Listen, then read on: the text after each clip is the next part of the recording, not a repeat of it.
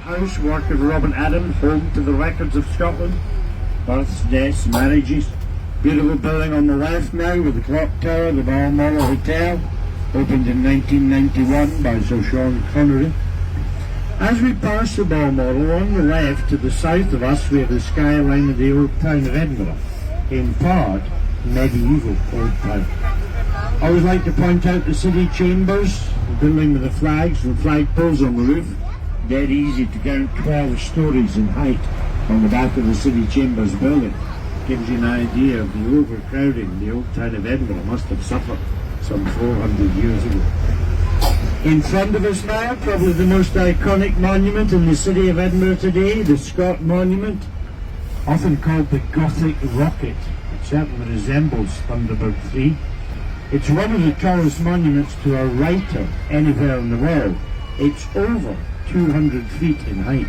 There are in fact 287 steps to the top of the Scott Monument, and I'm delighted to say that it's open to visitors. Dundas, he's standing on top of the monument. Very contentious figure. He had a number of nicknames: the Great Tyrant, the one I always liked, King Henry IX of Scotland. He was an MP. He was in fact the last British MP to be impeached. He was impeached for misuse of public funds, and although admonished, never served in public office again.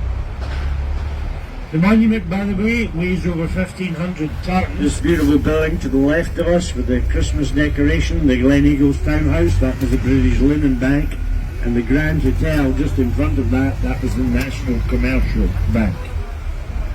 A lot of restaurants on the south side of the square now, to the left of us here. Even Gordon Ramsay has his Bread Street restaurant on the south side of St Andrew's Square. Little lane ahead of interest, particularly during the evenings for the youngsters.